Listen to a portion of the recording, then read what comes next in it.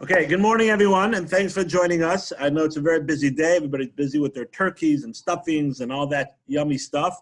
But thanks for joining us for our, I think, sixth class, sorry, of the tongue is mightier than the sword, going through the laws of Lashon Hara.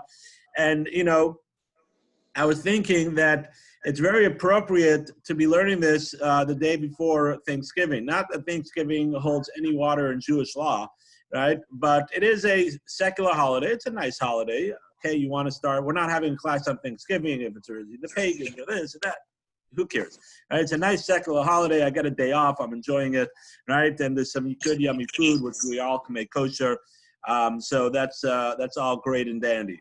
The thing that I was thinking that really fits into our conversation is this year might not be as much as previous years because of COVID, but people getting together in a group, family members, and a lot of times conversation happens. Oh, Uncle Harry, you know what he did, and you start having all these conversations, and oh my gosh, look at what she's wearing, and look what he's doing, and look at that nephew, and look at that uncle, and look at that cousin, right? And you start a whole conversation, right? Which is really a prone for Lashon Hara. So I just want to. I know we're up to day 6, page 62. We sort of started the conversation like we like doing at the end of last class, but we're gonna home in on it, and there's really the next couple halachas really sort of complement each other. We're gonna get into it, but I want to really home in on this idea, which we've spoken about many times, but I want to home in especially now. If you look at page 63, right, you're on. Right, that grow your awareness. Right, so I'm just going to paraphrase what it says. Right, and the discussion over there is that there's a concept in the Torah we find in the Talmud many times that we should try to reach the level of our forefathers. Right, there's in quotations the first line. When will my deeds reach the level of those of my forefathers, Avraham, Yitzchak, and Yaakov? That's a quote from the Talmud, right? A quote that we try to reach. And the question is, right? The commentaries ask that we can never really reach the level of our forefathers, right? Rabbi Shach of blessed memory, right, who passed away in the 90s, right? He was a leader of the Jewish people living in Bnei Brak, right? He said straight out, we cannot reach the level of our forefathers. So what kind of statement is this? It's like it's really a statement of that we're sort of hurting ourselves. Right? It's a statement of trying to reach a goal that we can never reach. Reaching the level of our forefathers, that's just not possible. Let's be honest, right? It's just not a possible possibility. So Rav Shach says that what it means is, now, when could we reach the level of our forefathers, not reaching the actual level of our forefathers, but when could we have an Avraham moment? When could we have a Yitzchak moment? When could we have a Yaakov moment? Each one of our forefathers had a moment in their lives where they transformed themselves. They've reached new levels. They've changed themselves, right, to get them on the way of being who they are. Right? Call it the Avraham moment, right? The Yitzchak moment. It's just Avram is the father, the first of the forefathers, so we use his name, but it's any of the forefathers moment. And he says a lot of times it's things that are challenging, things that are hard, things that are personally challenging for oneself. Right? That's an Avram moment. There's a lot of things that are challenging, davening a little better, and that's important, of course, and learning a little more, and maybe giving a little more charity. Right, but something that's really that gets to us, right? For most people, not all people, but something that gets to us, right, is being able to control how we talk. The temptation of Lashon Hara, right? And that's the last paragraph of this little bit on page 63, right? The temptation of Lashon Hara, because, and I want to expand on it a little more, and it's really taking what we spoke about till now and putting it together, right? Lashon Hara is something that is different than almost every other Aveira.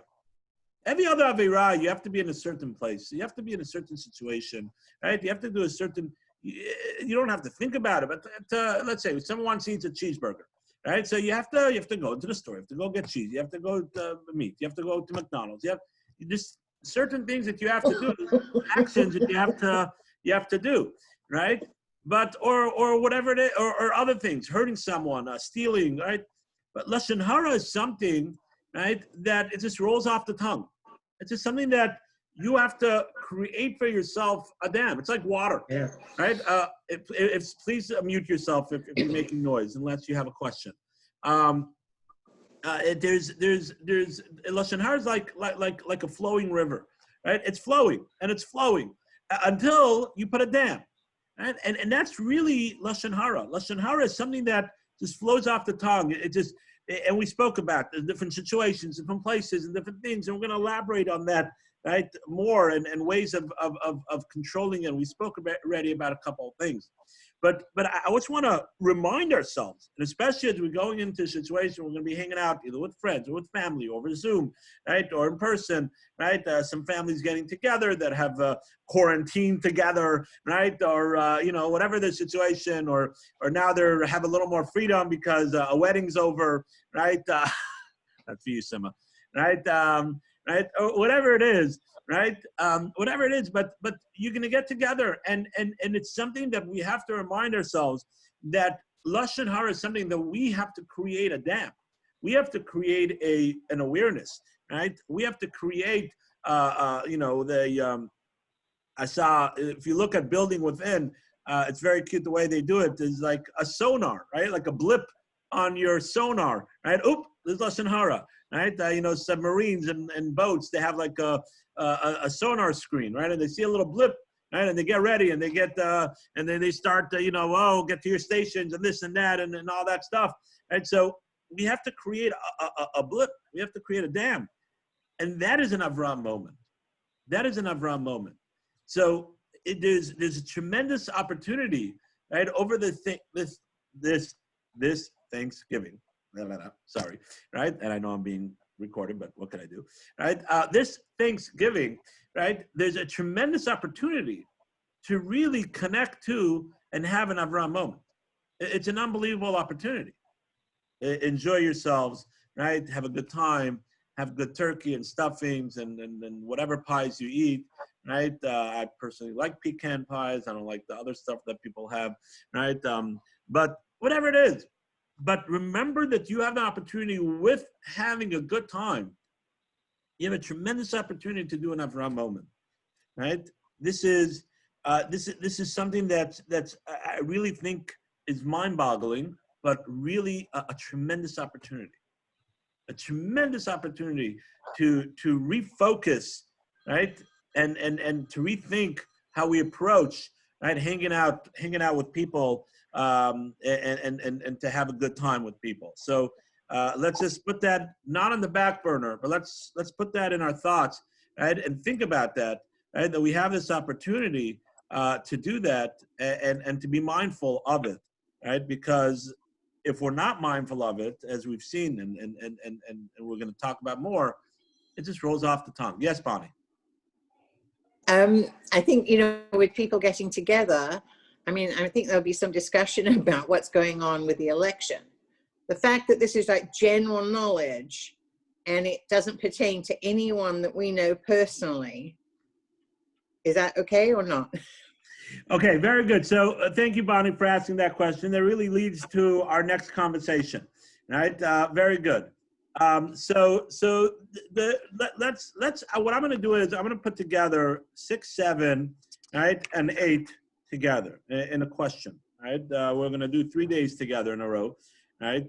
Because they're really, researching them, they're really connected to each other.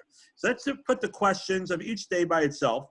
Right, and before we answer any of the questions, and see what's the correlation between all these days. So day 6, we spoke about last time, right? A well-known businessman is arrested for tax evasion, right? The story's front page, it's common knowledge, right? So this is an individual, one individual, a well-known businessman, right? Why does it have to be well-known? well known is because it's probably front page, right? But it's in social media. It's over the internet, right? It's on Facebook. It's on there's unfortunately too many WhatsApps already about it, right? Could you discuss about this person, right? Right? Are you allowed to discuss? May you join in the conversation? May you tell others the news, right?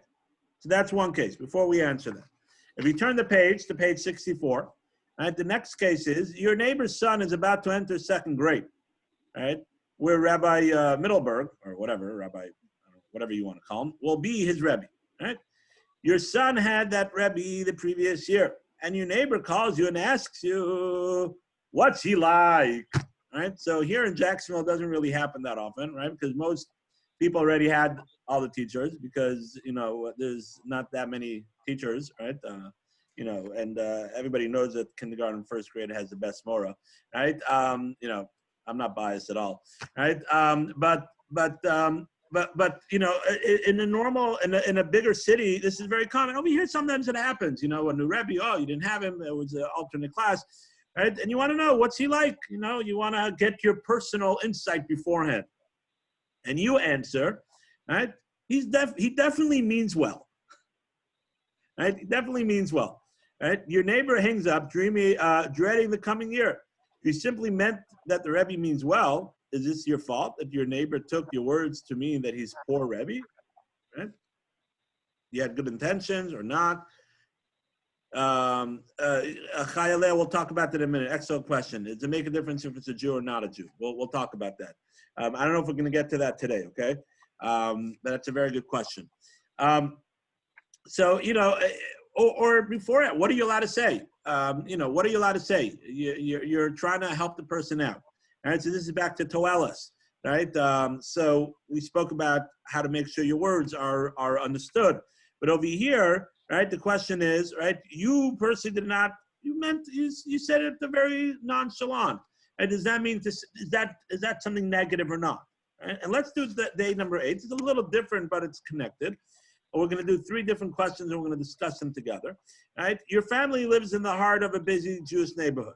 You're in the easy walking distance to the store, the shul, the yeshiva, and everything you need, right? For example, I grew up in Toronto, Ontario, for all those that did not know. I think you all did know, right? And I lived, right, on Del Park. Now, Del Park, right, for those that don't know Toronto, Bathurst Street in Toronto is the main Jewish street. Right? The main Jewish street is Bathurst Street. Now, where I lived 2 blocks south of Bathurst and Lawrence. Now, Bathurst and Lawrence is an intersection that is a major Jewish population. Within almost on my block, there's maybe 2 non-Jews on the block, right? And that's the neighborhood. There's the pizza shop around the corner and a Svarim store and 20 different stores that you could go to, right? And it's the main hub, right, there's a lot of different main hubs in Toronto, but it's a big area. So that's where we live, right? So now, right, you often complain to your neighbors that you live in a jungle, right? In the concrete jungle. Is this Lashon Hara? After all, your neighbor won't suffer because you spoke about the crowds and the noise rather than the great shopping. So you're talking now more about, the question is, you're talking more about a area, a community, right? A thing, right? So let's just go through all 3 cases one more time and to show what's the connection. Each one has their own little twist, right? But to show what the connection is. So the first one is, right, the common denominator between all of them is it's something that could be common knowledge, right? That's what Bonnie, that's what I'm getting to, right? It's something that could all be common knowledge, right? A well-known person, it's social media, something that's out there, right? Number 2, a Rebbe, right? A Rebbe, there's other people that had this Rebbe, right? Okay, different people have different opinions, right? People probably talk, and it's not one, if he was a bad Rebbe, right? Other people know also. If he was a good Rebbe, other people know also. If he was a okay Rebbe, right? So then people know. So it's something that's common knowledge, but a different way, a personal common knowledge, right? And that's why it's built up. The first one is common knowledge everywhere, and it's this and it's that, and social media, and I want to point out another thing. The first case is that you personally don't have any connection to that situation. You're getting your information secondhand. You're getting your information secondhand from common knowledge, but you're still getting your information from secondhand. The second case is you're getting your information firsthand, right? It's your kid, but it's not as out there as the first case. You see the difference between the cases, right? There's similarities, but there's still differences. And the third case is where this is something that's an opinion, right? Something of a preference, right? Some people love it. I know I have some friends. I lived in New York, right? I think some of you know that. I lived there as a bachelor, as a bacher, right? The Jewish terminology, secular terminology is a bachelor, right? And I had a great time. I lived there from the age of 18 to 20, right? Right? Awesome time. I learned very well, right? I studied hard, and I was in a great yeshiva, but at the same time, I had the train tracks right next to me, right? I was able to get around, right? I didn't have, I had those restaurants and 24-hour things, and, you know, and a takeout place I was open till 2 o'clock in the morning, right? It was awesome. It was great. Right? So, yes, there was a hustle and bustle, and there was cement everywhere, and there's people walking, and passing by my apartment, there's constantly a flow of people going to the train, right? So, but it's a matter of opinion. It's a matter of a preference. It's a matter of your own. You're saying how you feel. It's something that's common knowledge, but is that considered lashon hara? Is that not considered lashon hara? You're not talking about, oh, that person's such a nudge, right? That store is just always, you know, rowdy and whatever, right? But you're talking about more of a community, of a concept, but not necessarily something that that other people dislike. Other people might actually like it, or it depends on what stage of life, right? Personally, I want to live there, you know, married with kids, right? I personally don't think that's a place to raise kids, but other people, that's how they live. It's easy. They send their kids to the pizza shop around the corner on Friday afternoon or whatever it is, and that's what they like, and they like the convenience. So it's a matter of preference. It's a matter of what you feel. So as you see, each one of these cases has a little different twist to it, right? But there's a similarity to them where they're all something that's semi-common knowledge, right? Something that's sort of out there, but at the same time, each one has their own twist. So I'm going to throw it out to you guys for a couple of minutes, right? And then we'll home in on them. What do you guys think? And pick each one, or could combine all of them together. What do you guys think regarding these cases? And feel free to unmute yourself. No? You know, Right, I'll do it. I'll do it. Okay, I'll say something. Okay, go ahead. So with regarding if it's a well-known Jewish businessman, the way I interpreted that was that it was someone in that community, or maybe not. Obviously, that we're talking about. So he's arrested. It's on the front page, so it is common knowledge. But I think the fact that he is a Jewish businessman, that, you know, we need to really. Obviously, it's on the front page, but to curb our speech, our conversation about it, and to, you know, look for, I don't know, the spiritual failures and the crime. I'm just reading what this says now. May you tell others, well, why would you tell others if it's on the front page? I don't know. Why would you bring it up in the conversation? I don't know. That part, I don't know. Anyway, so you're asking about the general population. You're living in New York City, and it's whatever. Well, certainly as far as the Rebbe is concerned, you just need to be really mindful of how you talk. I mean, I think that's the whole point of what you're saying. I mean, he definitely means well.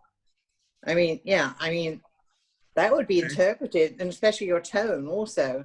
Well, that's always true, and we're going to see that it's always true. There's something called Lifnei Mishur Sadin. There's something called bettering yourself, and one should always speak with a better tone. One should always speak properly, and we're gonna conclude with that concept. All right, but the question is, you said this. Were you over, or you want to have this conversation? Are you allowed to? Again, let's put it up into you know, in Yana Dioma, right? As we say, what's going on around us. You're at a Thanksgiving dinner or over Zoom, and the conversation comes up, right, about the community that one of the family members lives in, right, or you know, about a certain your with friends in the community, right, and it comes up about a certain teacher or a certain rabbi, right, or right, or whatever it is, community person, right. Are you allowed to engage in that conversation, right? Are you allowed to be part of the conversation? Do you have to try to avoid, use the tactics we used beforehand, try to change the conversation? what are you allowed and not allowed? There's always, of course, being better and having that Avram moment, like we spoke about, and trying to change the conversation. It's always better not to talk about people, right, in general. But now, practical halacha, right? What are you allowed to do and what you're not allowed to do?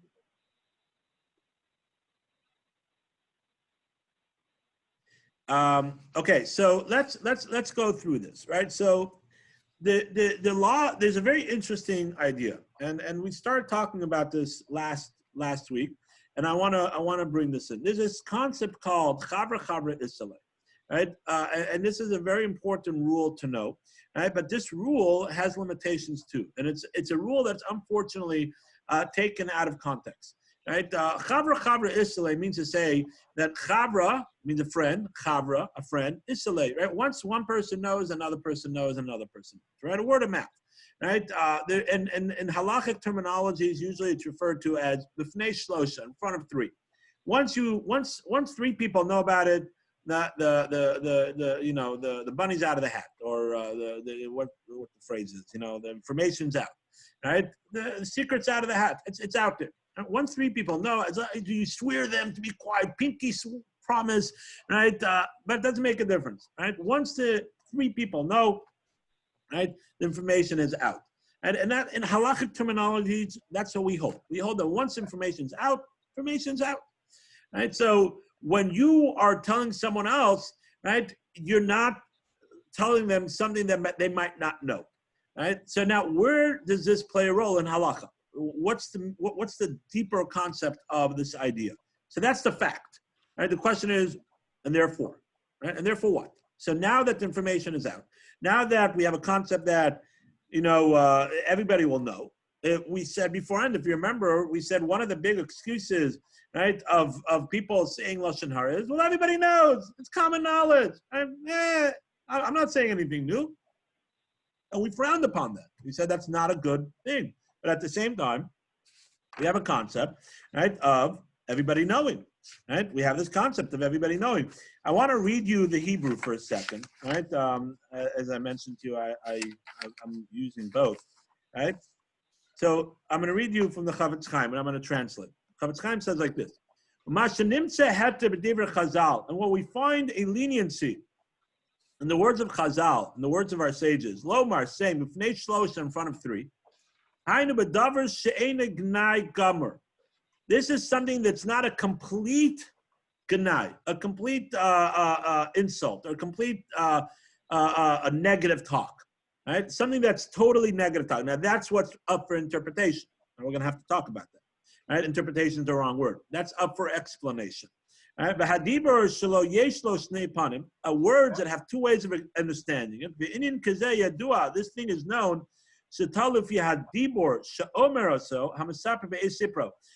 This is something that is known, that it could be understood in two ways. So let's look at our example for a second. Right? Our example of the teacher.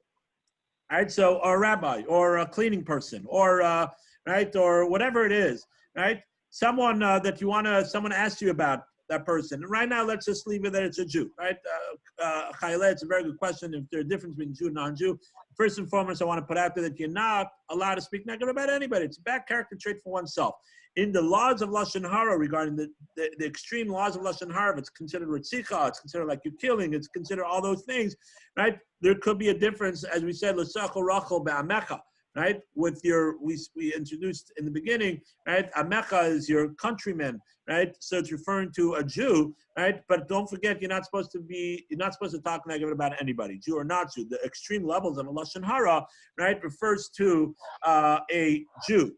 But where it could be a difference is for let's say a toalas you need, so you're allowed to be a little more have a little more leeway with your words if it's a non-Jew, right? Where if it's a Jew, you have to be a little more careful because there is a severity of the laws of all the laws of Lashon Hara. I don't want to talk about that right now. There are a lot of differences, and we'll talk about that later. But back to our example. So someone asks you about a Rebbe, someone asks you about a cleaning person, a mechanic, a repairman, right? Whatever it is, right? So now the way you say it couldn't be interpreted in two different ways. And the way you say it could be interpreted in two different ways. So that's what he says. He says, it depends on the person that's misaper, that's saying over the information when he's saying it over. So this is what the rabbis allowed, right? They allowed. They didn't say it's okay to go ahead, right? But with limitations of it's going to help the other person or things like that, or it's in conversation and you don't want to be now the bad person to stop everybody and go, hey guys, you're speaking Lashon Hara, and everybody's like, oh, you're such a nerd, right? Which is terrible, right? And you have to stay strong because they're the ones that are wrong. But you don't want to, you are going to be strong if it is Lashon Hara, but you don't want to be the one. So this is a situation where you can let the conversation either continue or to speak. But Talu, since it said before three people, and you'll know that the thing will come to the person. And the chaver islay, as we said before, and a friend means to say the information comes out. Right? Therefore, who shemesh atzma beisamir, it's as if he's hearing himself when he's speaking, right? And to make sure that it doesn't come out in a negative way, because that person is going to for sure hear what you have to say, right? You know that this information is either already out there, and therefore, right, it depends on how you explain the information. And therefore, the Beremayim Chaim elaborates a little more, and this really going to come and answer our three cases. So in this scenario where you have a public someone, unfortunately, a Jewish businessman or just a Jewish person that committed a sin, whatever it is. We talk tax evasion, right? Unfortunately, that's too common, right, amongst our brethren, right? Or other transgressions that people have done in the secular courts, right? And it's something that's out there. So first and foremost, before anything, right, you have to make sure that the information is true. And if remember, I told you guys that there's a difference between this case and the other case. Before you start skewing what other people say, right, or what's in the Facebook, or what's on either the front of the Wall Street Journal, right, doesn't make a difference, right? Before you start repeating over the information with whatever way that might be permitted, you first and foremost have to make sure that the information is true. And unfortunately, so many times we don't even know, right? We don't know. So you're going to say, well, the person was convicted. Okay, right? Unfortunately, sometimes the things are turned over, right? Everybody knows. Everybody knows. Is that a reason to say that it's for sure or not? You know all the details. So that's a tricky situation to know exactly what is considered that the information is for sure. Most of the times, right, if a person was convicted, right, so then we could assume, right, that the information is true, and the person probably did do it, right? Maybe to the extent that they said or not, right? The legal system works differently than a Beis Din, right? We have to have two witnesses and things like that, and they work differently. But at the same time, right, most probably, right, there's a very big chance that actually happened, right, if the person got convicted. Right, so, but first and foremost is just because something's common knowledge, just because people are talking about it, right? If the information is not verified, right? If it's not, you don't know for certain, and you're hearing it from what you saw there, right? And what you did there, or you did that, right? That's not, you can't talk about that, because you might also be you might be spewing sheker, you might be lying, right? Which is then not Lashon Hara, which is rechilas, right? You have to be very careful. And rechilas, saying something that's negative, that's false, there's no hat to it. There's no way of getting around that. And it's only when we know the information is true, right? So, Caroline, you're asking, how about I'm not going to mention the name, it's out there, right, on Facebook, but, right, someone that's convicted, can you check into it, right? So, yes, as I said, Caroline, there are certain times that we could rely, the person was convicted, right? We know he admitted, right? So then the information is out there. Now that the information is out there, that we know that it's true, right?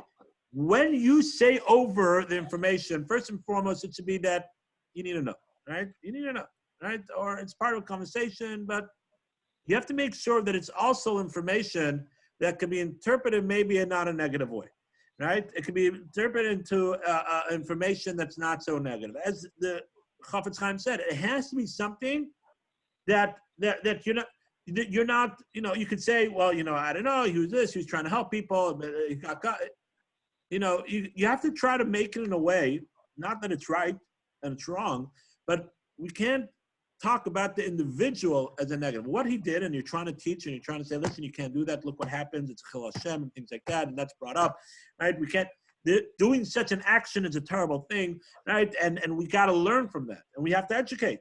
But we have to make sure that we don't come out from our words that we're judging the individual, that we're talking about the individual. Because when we talk about the individual, we have no clue what was going on in his head, right? And that's never permitted. That's the no toel is talking about the individual.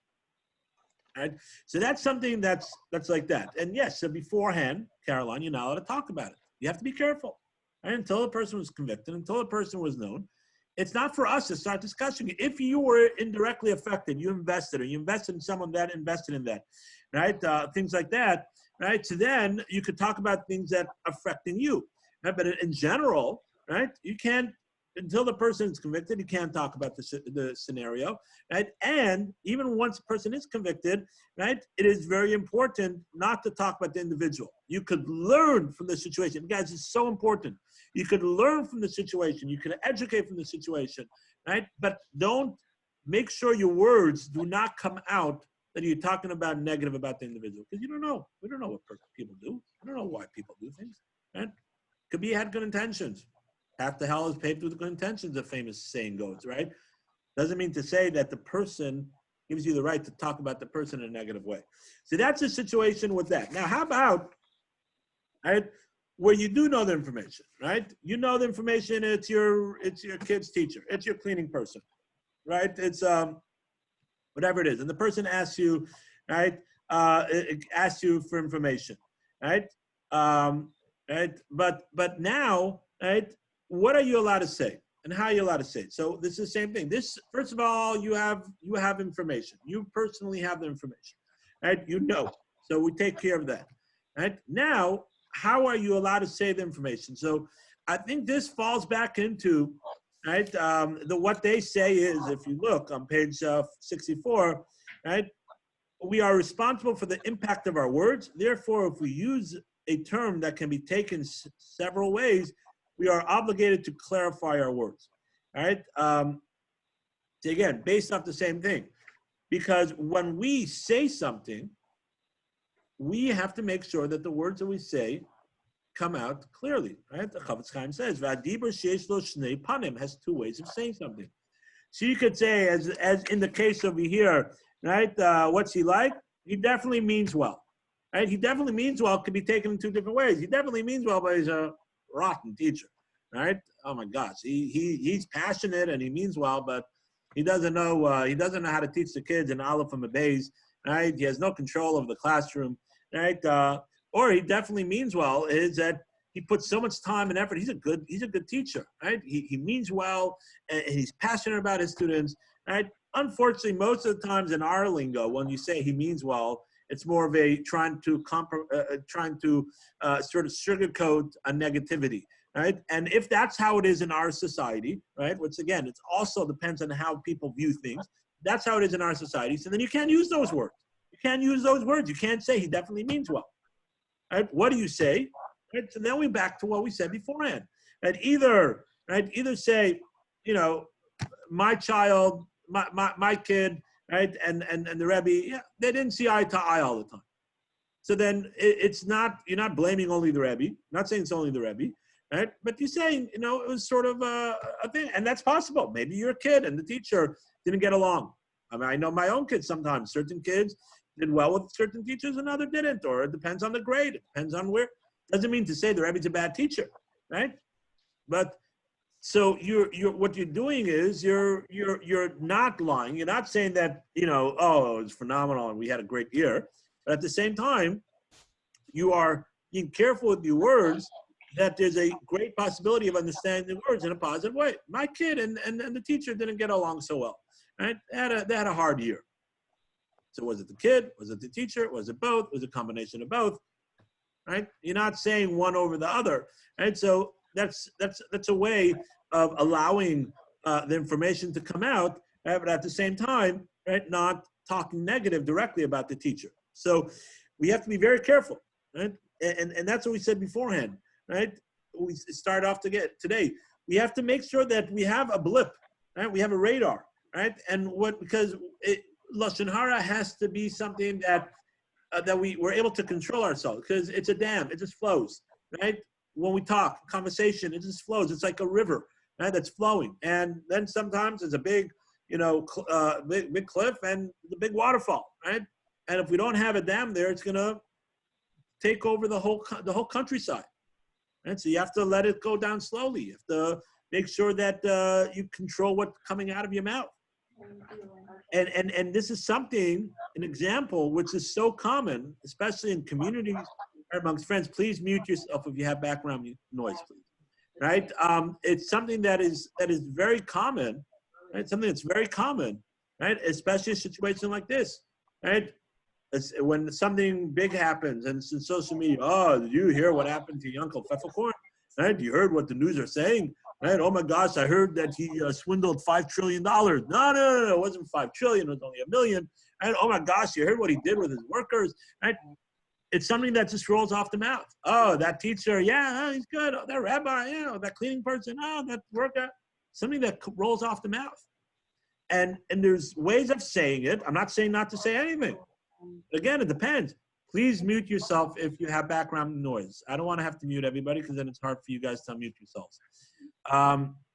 So it's something that rolls off the tongue, and we have to be controlled. Again, but it doesn't mean to say that it's something that you're not allowed to talk about at all. Doesn't mean to say that it's something you're not allowed to talk about at all.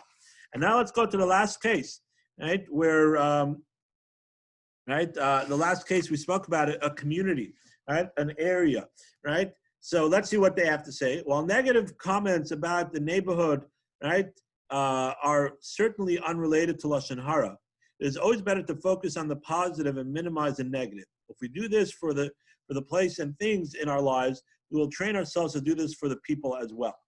All right, so I just want to add a caveat to this, right? That's important to remember.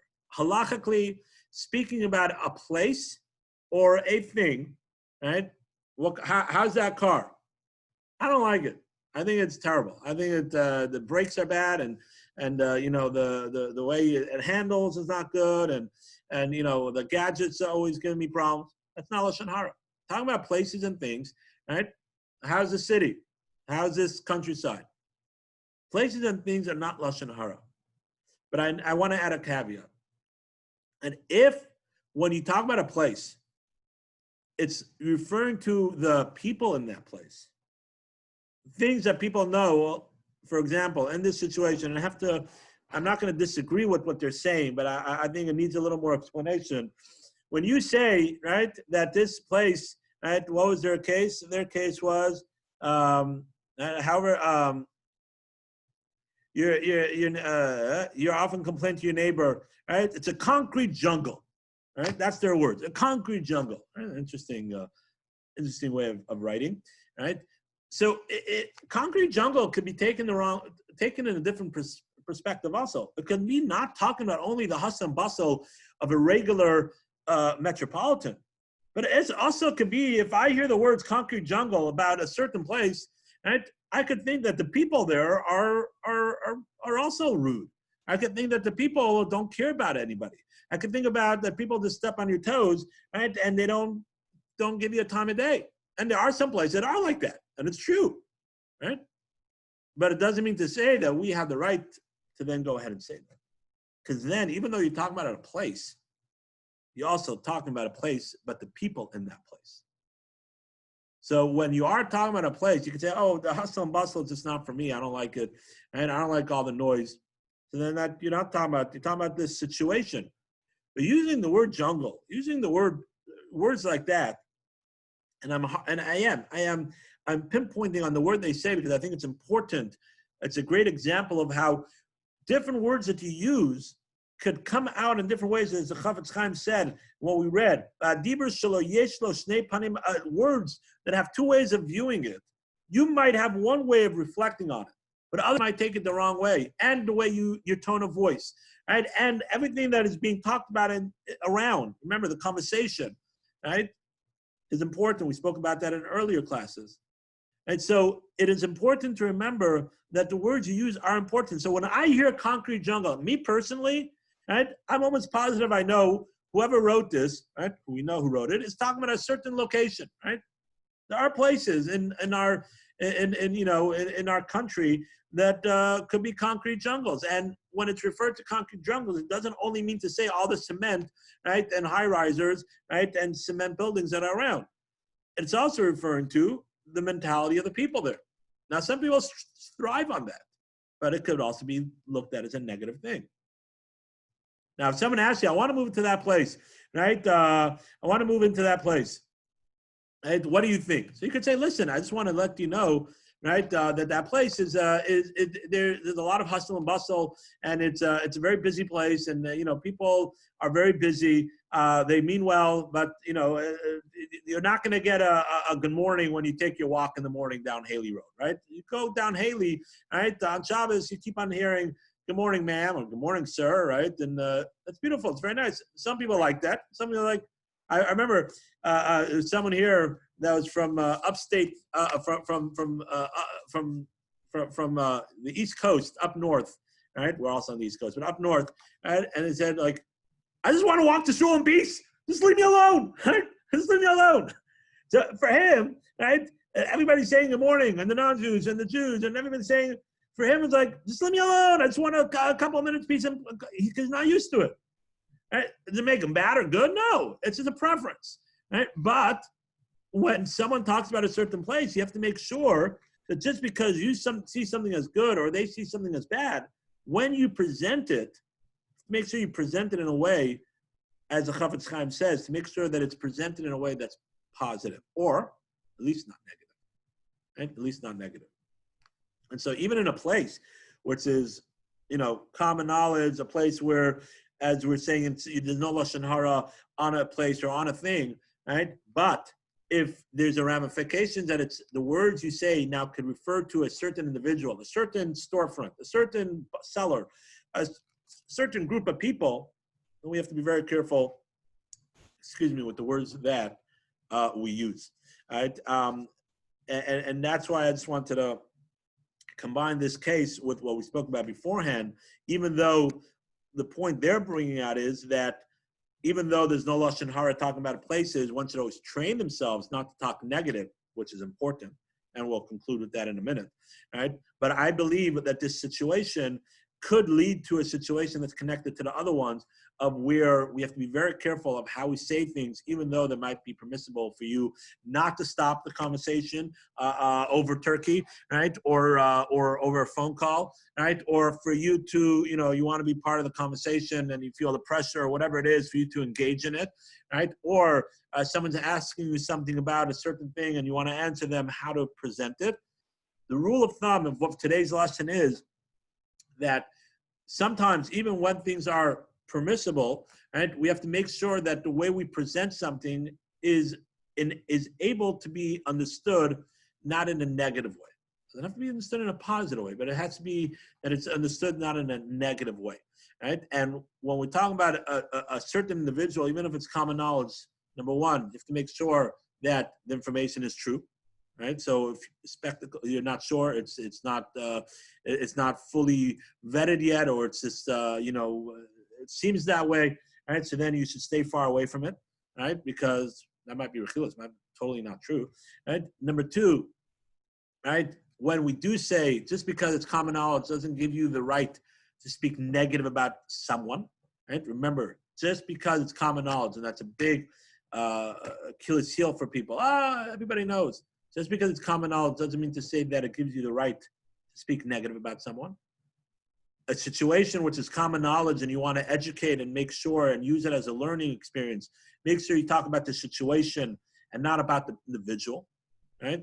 Sometimes you have to mention the person by name, right? Because that's a way of showing how people could go so low, but make sure that we're not, and whenever I talk about, I'm not here to judge the individual. I don't know, right? I'm not in his shoes. I didn't have the pressure of his life, right? I didn't know he had a good intention. I'm not here. But we have to make sure that this situation does not happen. because there's a tremendous chil Hashem, right? The desecration of God's name. This is not the right way of doing things, right? Look how we could get caught up in our lives and think that sometimes we're doing the right thing, but it ends up in a terrible, terrible thing, right? The ends doesn't justify the means. There's a lot of lessons, but we have to make sure that we remind ourselves that we're not judging the individual. We're not talking about the individual. We're talking about the situation. Sometimes to show what the severity of the situation, you have to mention the person again. It's only when it's common knowledge and we know for sure, right? We have to still make sure that we're not talking about the individual, we're talking about the situation. The next scenario was when you're talking about it's something that you know, a rebbe, a caterer, something like that, something that you have personal knowledge, something that you've had experience with, right? And someone asks you about that, right? You have to make sure to remember that just because your situation was a certain way doesn't mean to say that that's how the person is. Right? Now, yes, if you found eggshells, right, commonly in all the food, in your food, right, and a caterer, right, so then you have to let the person know, right, that, and again, we'll get to toelas when you're talking about directly a negative thing, and I'm going to take back those words.